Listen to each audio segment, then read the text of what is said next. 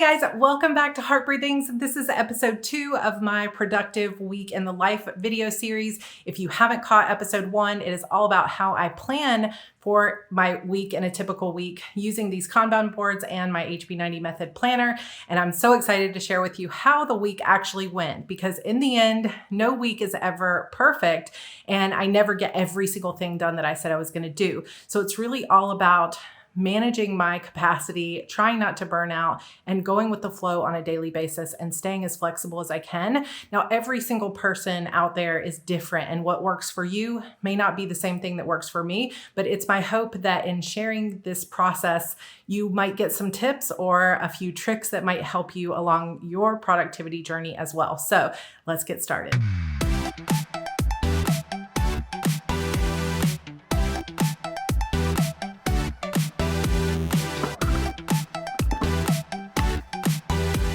Hey guys, happy Monday. So we are going to get started with the daily plan. So this, as you saw yesterday during the planning, is going to be a busier than normal week, like way busier than normal, because I have a lot going on. And this would be a good week, I think, to show you the places that I follow through and some of the ways that I don't always follow through, but I still find success even showing up imperfectly. And sometimes sharing the imperfections and flaws can be a dangerous / embarrassing thing, but I do find it helpful rather than just seeing me follow through perfectly, because I can't show you that. I never do it, but I follow through the best way that I can. And one thing is today, I know this week is going to be super busy, and I worked this weekend for the virtual writing retreat and worked on my book a lot. So in order to find a little bit of balance, I also make sure that I take a little bit of extra time sometimes in the morning to make sure I get full 8 hours of sleep, get my breakfast in, and spend some time with my family. So this is my planner that you guys saw me put together yesterday, but I do want to just take a minute to say that this is real life, that I also, the minute I made my regular weekly plan and thought I had everything figured out, I also, of course, then remembered a couple of errands and some other things that I needed to do. And this is one of the reasons that I like being able to have both a weekly overview and a daily planner page, because back when I had, most traditional planners will only have weekly pages. I would plan out the ideal, and then when things would go south, like I wasn't able to follow through on everything, there was no place to add in the next stuff that I needed to do. There's no flexibility there. So then I tried a daily planner, but those don't usually have a weekly overview. And so then it's like, okay, I can't see an overview of my week, and I felt a little bit out of control. So for me, the magic formula is having both. I like having the weekly overview so I can plan the ideal week, and then the flexibility of a daily page so that when new things come up or I don't quite follow through with everything, I can just move it over to the next day. So I've already got a little Post-it note here of things that I forgot to add to my plan that I need to just add in wherever I can get them done. But I do have a good amount of stuff that's getting done today. Now, normally on Mondays, I have a meeting with my operations manager, Renee, but she is off today. So I'm going to go get my nails done. And while I'm there, I'm going to work on my plotting. Some of it will just be mind work. Some of it will be work that I do in my phone and transfer to my index cards later. But for now, I am going to go get my nails done and have a good morning. And then I'll be back for lunch. And then I put Evie down for a nap. I am also going to be working on my social media and have another meeting and some things like that today. So it's going to be kind of go, go, go. And I honestly love for my Mondays to be that way. So let's get moving. Okay. So I am back from getting my nails done. They look so much better. I feel so much better, and a little bit of self-care. And while I was there, so I know I really should be relaxing and using that time to relax, but this week I needed to use that time to get some work done. So while they were working on my toes, I got a ton of email answered. So I'm going to check all of that stuff off. I also was able to listen to that 1 p.m. Royal Treatment Zoom call while I was in the car on the way home. So I'm kind of multitasking, which is great. And so I have about 30 minutes until my Accelerate call comes, which is my weekly mastermind. So I am going to quickly plan my social media. Okay, so I'm sitting down at my desk to work on my social media plan, and I have about 30 minutes. And what I try to do is track my time in blocks of 30 minutes that I call task blocks. It's basically the same thing as Pomodoro method, if you're familiar with that. But a task block is a 30-minute period of time that I use 25 minutes for working and try to take a break for 5 minutes. And since it is almost exactly 2:30, it's 2:28. I'm going to sit at my desk and I'm going to work on this for exactly 25 minutes. And then I'm going to take a quick break and grab a coffee before my meeting starts. Now, for me, I'm planning social media for both my Sarra Cannon career and for my Heart Breathings career, but I am going to mark this as planning time on my little timular. So you can see it's side up is for planning, and you can see on here that it says the timular is tracking this task. So that's one of the ways that I keep track of it. And then when I'm done with it, I will also add this over here into my social admin time as another task block. So like I had said before, it's not necessary. Like if you're looking at my planning style and trying to figure out your own, it's definitely not necessary to track it here digitally and track it here in my planner. And redundantly, I'm also going to go back at the end of the day and track it over here in my overall weekly. That's not necessary. I just like to do that sort of being able to track it in multiple ways and multiple places, because that reinforces how I'm spending my time. And I'm trying to be purposeful and intentional about how I spend my time. So I like to track it multiple ways, and then I can see it in a digital format and I can see it in my planner every week. So choose something that works for you, because there's no like right or wrong way.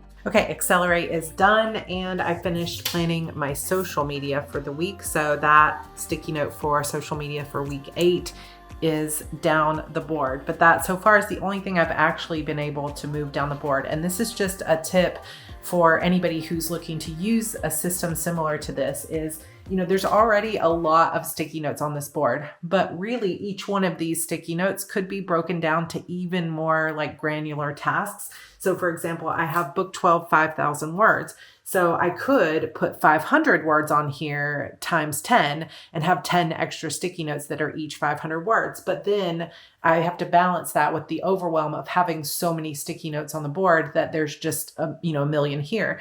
But for some people, including myself, if all of these sticky notes stay up here and I never get to move them down because it takes so many steps or so many days to complete them. So for example, like if I have this one that says 5,000 words, if it's going to take me a month to write 5,000 words, that's not going to be super motivational for me to just have this sitting here staring at me for an entire month. So in that case, it would be beneficial to me to break it down into more granular tasks so that I can feel the momentum and the achievement of being able, it's kind of like that dopamine hit of being able to say, yes, I got those 500 words and I moved it down the board. And for some of you, you may not even want to track writing projects by number of words, because that might not be a good encouraging or motivating way to track for you. Or you might be in the middle of edits, or you might be in the middle of plotting or working on your backlist. So you might want to track your time instead. So you could have a little post-it note here that said 1 hour of working on book 12, and then you did it and you can move it down and you feel accomplished because you got the hour done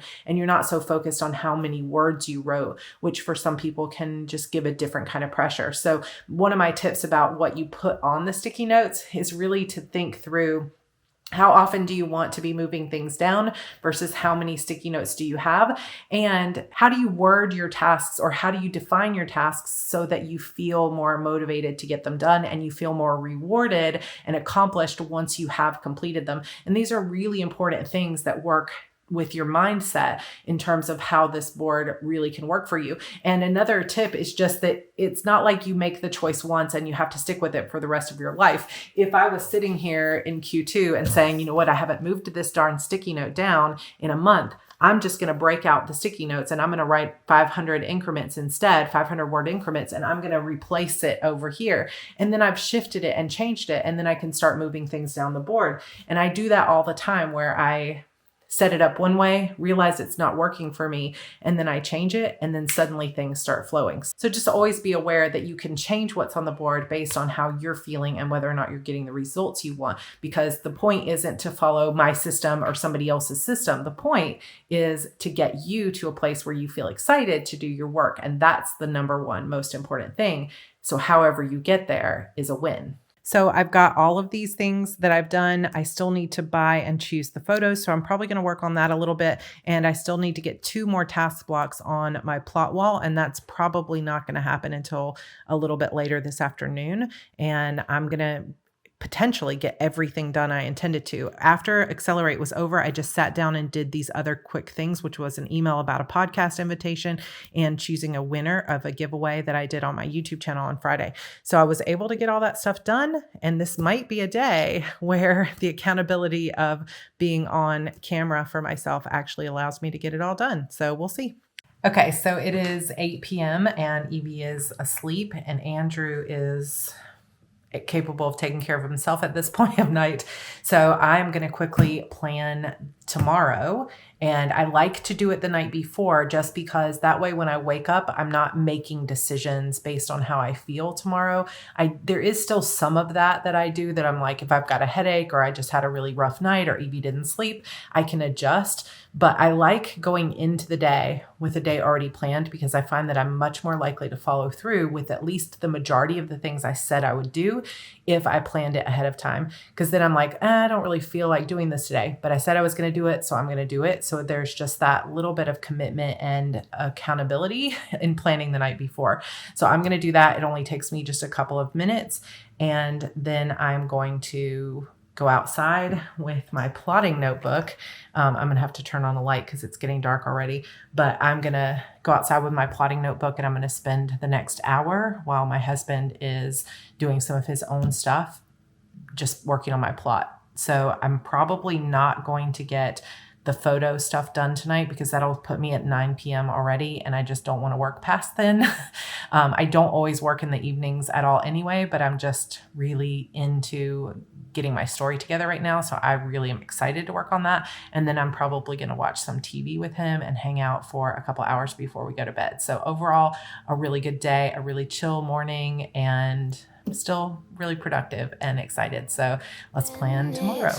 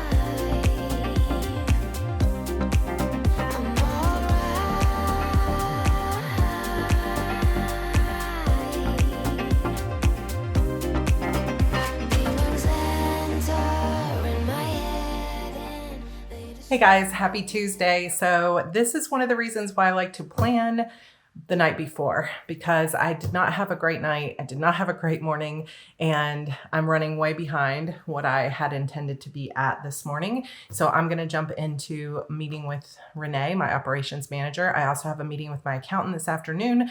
And then I have a couple of things that are the types of things that you have committed to, but you don't know when they're going to come up. So I wanted to bring this up a little bit because I know that this is one of those things that a lot of people wonder about when it comes to to making a plan or using HB90, what if you have edits from an editor that come in an unexpected week and you've already made your plan? How do you adjust when new responsibilities or new opportunities come up? And my biggest advice for that is to just take a quick look at your schedule and say, what can get pushed back? If this is my priority and it's got to be done now, then what else can I push back? Looking at my schedule, I can't push my HB90 stuff back because that has a deadline this weekend. I also need to be working on my book, even though there's no specific deadline of that. That's super, super important. It's in the priority.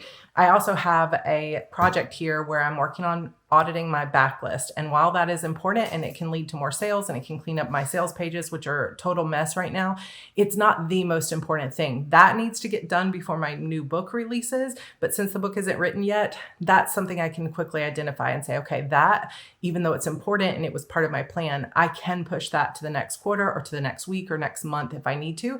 And that's really what you have to do. Now, if you look at your schedule and there's literally nothing you can push back, then your options are to cancel something, delegate it, or you're just going to have to hustle and work a little bit harder this week. But if you do that once, a quarter, that's fine. But for most of us, if we hustle and push ourselves to the absolute limit and add extra hours on every single week, every single day, every month of the quarter, you're going to eventually burn out. So just be mindful of that type of behavior. But every once in a while, sure, you can work a little extra to get that deadline done or to fit in those edits or do those things. But the first step for me is always identifying what can go, what's the lowest of the priorities that can get pushed back another week or two. Meeting with Renee is done, and we did a lot of this HB90 stuff. So we did emails, the Facebook posts.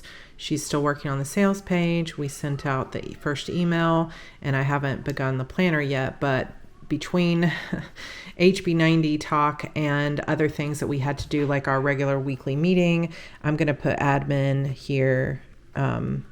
It was 4 sprints, which encompassed this HB90 as well. So I'll probably will over here on this sheet, this will be the HB90 prep. I'll probably count it here. So 1, 2, 3, 4, and that'll be the first part of the morning. So I still have some other things obviously to do before I even have a meeting with my accountant this afternoon.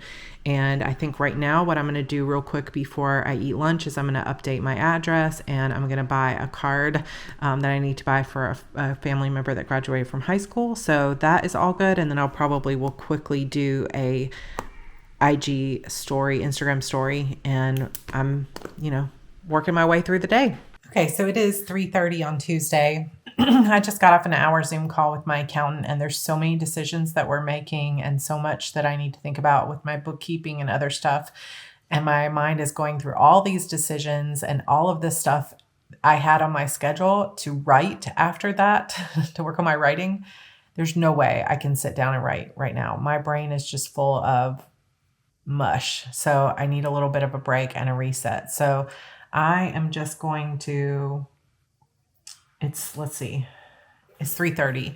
I'm going to go hang out with kids, maybe play some games, maybe go outside. It was raining earlier, but it's beautiful now. So I think I'll probably spend at least half an hour to an hour doing that. And then maybe we'll feel more like writing afterward. But sometimes this is the way it is. It's like, gosh, I wish when I had been planning that I had thought about the fact that right after an hour-long talk with my accountant where we're making a bunch of important decisions, I might not be able to go straight into writing, but it just didn't occur to me. So I'm just going to take a break. And that's the way it is sometimes. Hey, what's up, you guys? So it is now Tuesday around 4:15, and I think that going outside, having a little bit of a break for a while and just unplugging was very helpful for me, but I'm also still a little bit low energy, which gives me an opportunity to give you yet another tip, which is if you are going throughout your day and you just realize, okay, I do not have the energy to complete the task that was on my planner for the day. Instead, what you can do is you can go up and look at your Kanban board if you're using one. You can look at your planner list, like your checklist of things you wanted to do for the entire week. And this is where that flexibility comes in.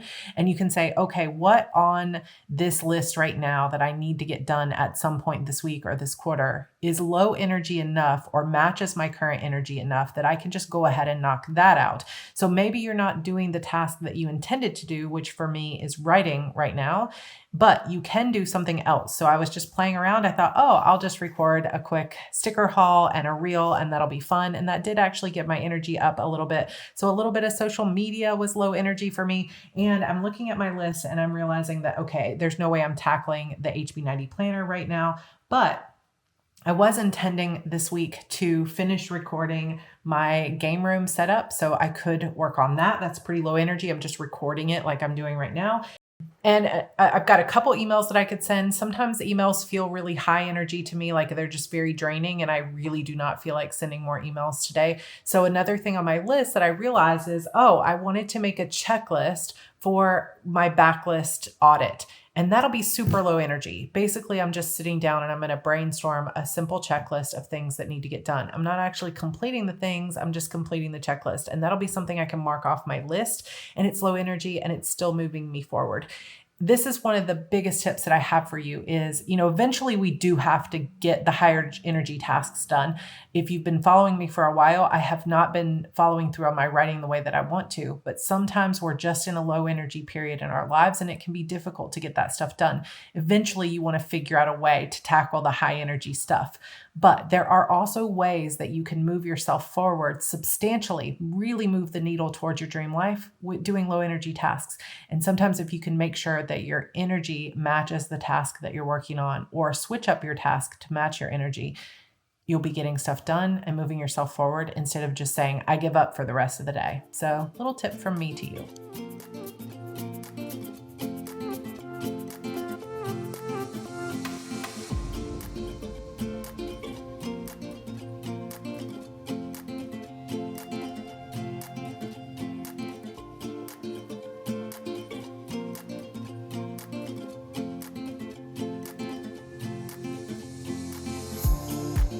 Hey, so it has definitely been one of those low energy, slow mornings, and I feel like I'm definitely not following through on my plan the way that I want to. And it sometimes gets me down a little bit that I'm just like, oh, why can't you get it together? But one of the things that I really have been paying attention to over the last year specifically, but really over the last few months since we moved into this house, is the way I talk to myself in my mind. And sometimes I need to be kinder to myself and say, you know what, there's been some things that are happening that will make you feel anxiety and that will make you feel more tired or more hopeless or whatever, and like understand the environment that I'm in and the things that are going on, and give myself a little bit of grace and say, you know what, you're still moving forward. What can we do? And that has been helping me a lot. Kind of just the process of asking myself, what can I do? What can I do to get into a better mood? What can I do to feel better? Because I think sometimes when I'm in a low point and I'm not following through my plan and things aren't going the way that I wanted, I tend to want to wallow in the mire of feeling bad, seeking out reasons why I'm not doing a good job and fixating on that. Like, see, there's another example. There's another reason. There's another person. And it does seem like when things get low like that, I tend to notice bad comments or negative emails or things like that a little bit more, because it's like my brain going, see, told you you were worthless, told you you were bad. And that sounds dramatic, but I know that there's going to be those of you watching this that relate to that. And for those of us that have a background that includes a significant trauma, sometimes those are a part of absolutely everyday reality that you have to get out of those patterns of looking for reasons why you're not good enough, and instead start saying, as if you were a best friend or a therapist sitting on your shoulder, and say, what can I do? I see this coming. I know what this leads to. This is not good for me. This is not true. My brain is lying to me. My trauma is lying to me. What can I do to pick myself up? So instead of doing nothing this morning, I just didn't have the energy to work on my planner. So I worked on A+ content. I don't know if it's back there right now. No, it's just email. So I worked on A+ content for Amazon, which was really fun. But that also then got me into a spiral of looking at my book sales, which are really low since I've been focused so much on my courses the last few years. years. So I was like, okay, I'm not going to let that get me out. I'm going to focus on the fun of the graphics, and I'm going to work on my editorial calendar. So I did that for this morning and spent about 2 hours working on that. Then we had lunch, we went for a walk, and now I think I put Evie down for a nap in the afternoon. And then I'm going to spend some time playing some video games and working on the HB90 planner for Q3. And I think I'm, not expecting myself to just bounce into this place where I feel great and I'm going to be super productive, but I'm also not going to allow myself to fall into a really negative spiral right now, because I'm identifying it. I'm asking myself, what am I thinking in my head? How can I change that? How can I make it better? And, it's just baby steps. And so if you're in a place where you suffer similar types of thoughts, or where you have a hard time even getting yourself back to a place where you can work and be productive, it's okay to just rest and take a break and do your best when you wake up tomorrow. So I just want to leave that message there for you. Okay. Gonna go get my sweet little girl down for a nap, and then I'm back to work. A new place, a new home, for a while, let me feel alive. Nothing to hold me back, take my time, just enjoy the ride. A new man passing by, life is good, best I've ever felt.